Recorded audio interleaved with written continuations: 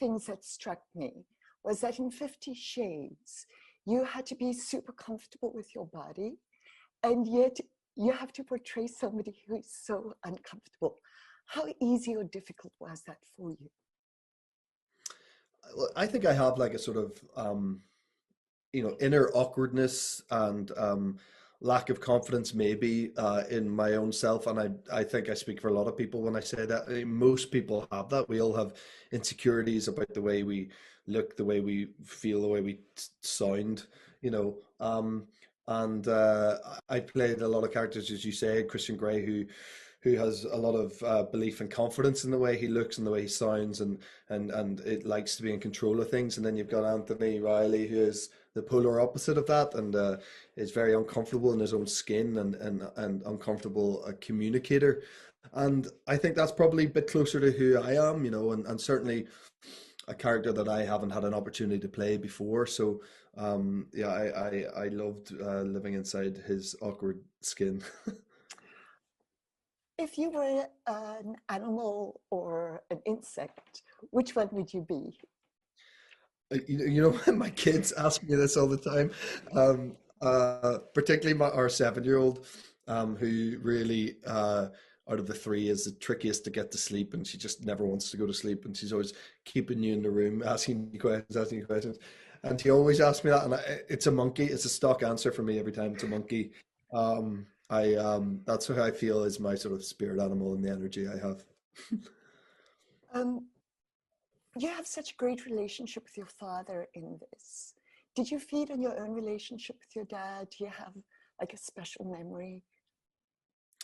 Yeah, I mean, listen, I do have a great relationship with my dad. I'm very lucky to say that. And the weird, I haven't got to see my dad now in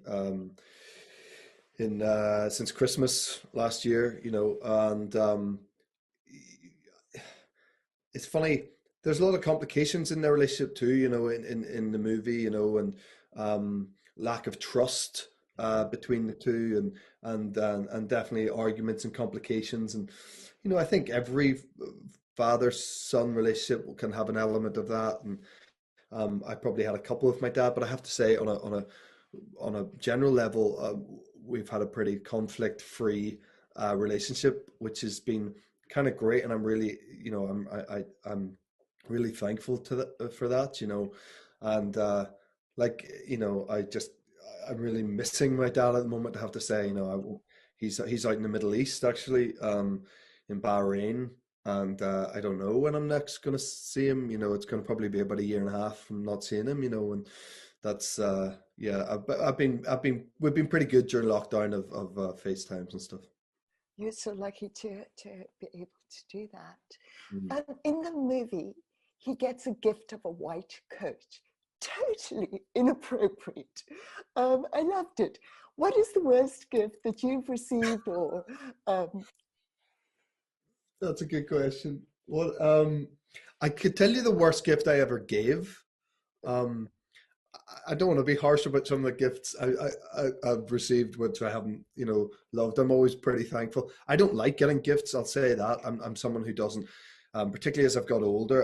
It doesn't do a lot for me to get a gift. I'm always a little bit like I don't really need it. Like, I don't really want it. I think Christmas, I've told nobody to buy me stuff. But I'm not a great present buyer, and very historically not. I'm better now. But when I was a kid, when my sister was like 17 or something, I bought her like a big giant stuffed tiger, like a cuddly toy tiger when she was like 17, and the last one.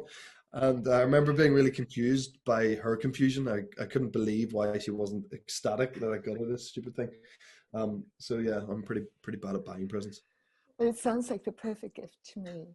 Um, it was such a delight to watch you in this movie. I laughed out loud, and I also felt very deeply. So thank you for your time. And I'm going to watch it again. Thanks, Margaret. Thanks very much. All right, bye bye. Thank Bye. you. Thank you. See you later.